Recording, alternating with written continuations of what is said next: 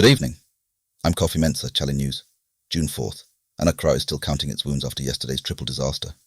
11 years of broken promises, a flood project gutted to almost nothing, and a city that engineers say has brought this on itself. We've also got Ghana's rice farmers on the edge, a World Cup warning nobody wants to hear, and a story out of Navrongo that will stop you cold. Let's start with the accountability story of the day. 11 years ago, 150 people died at Kwame Nkrumah Circle. The courts ordered 40 million Ghanaian cedis in compensation. Not a pesewa has been paid. And as we mark that anniversary, fresh floods in June 2026 have already taken new lives. The number keeps changing. The response never does. Greater Accra Regional Minister Linda Oklu has ordered a full audit of all multi-story buildings in the region following Tuesday's triple hit. Collapse, fire, floods, all in one day. Accra will no longer be a sanctuary for indiscipline, she said. Strong words. The audit has no timeline and no lead agency named yet. We've heard strong words before. Ghana's engineers aren't surprised. The president of the Ghana Institution of Engineers says 30 to 40 years of reckless development destroyed Accra's natural flood defences, and the city is now paying the predictable price. They're putting together a position paper and a platform to track whether government actually follows through this time. Full breakdown on Chale.news. Here's where it gets explosive. Accra's GARID flood retention project, launched 7 years ago, was supposed to deliver 18 retention ponds across the city. That number has been slashed to 2, and not one has been built. Not one. The city flooded again this week. Draw your own conclusions. Behind the statistics is this.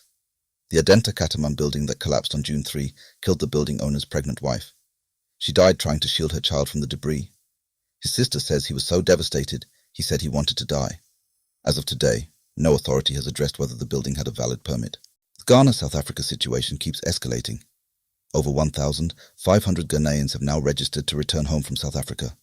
So many that the High Commission in Pretoria has paused new sign-ups just to process the backlog. A second registration phase is coming. The numbers tell you everything about the mood on the ground. President Mahama is facing fresh pressure on the Human Sexual Rights Bill. This time from an inter-parliamentary conference right here in Accra, with a Kenyan doctor publicly praising Parliament and urging him to sign. Speaker Bagbin recently said tying aid to law changes breaches international law. Meanwhile, polling shows Ghanaians are far more worried about jobs and prices than this bill. Nobody's announced anything, but the NDC succession race has quietly started. Julius Deborah's morning jogs are getting political attention. There's movement near Mahama's home region of Bol. The party hasn't said a word officially. The candidates have. Read the full analysis on Chale.news. Watch your transport fares and your chop bar prices in June. Ghana's government statistician is warning that inflation will rise. Fuel taxes were partially restored from May 16th, and May's CPI already showed the first increase in 15 months. The reprieve was short. Striking numbers from WAMPEX 2026. Artisanal and small-scale miners produced 52% of Ghana's gold last year. Their contribution to mining tax revenue? Under 2%.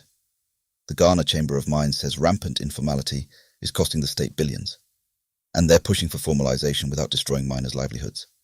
The tension in that balance is real. Ghana's rice farmers are at breaking point. The Peasant Farmers Association says over 90% of members are sitting on unsold stock. NAFCO hasn't been buying as directed, and smuggled imports keep undercutting local prices.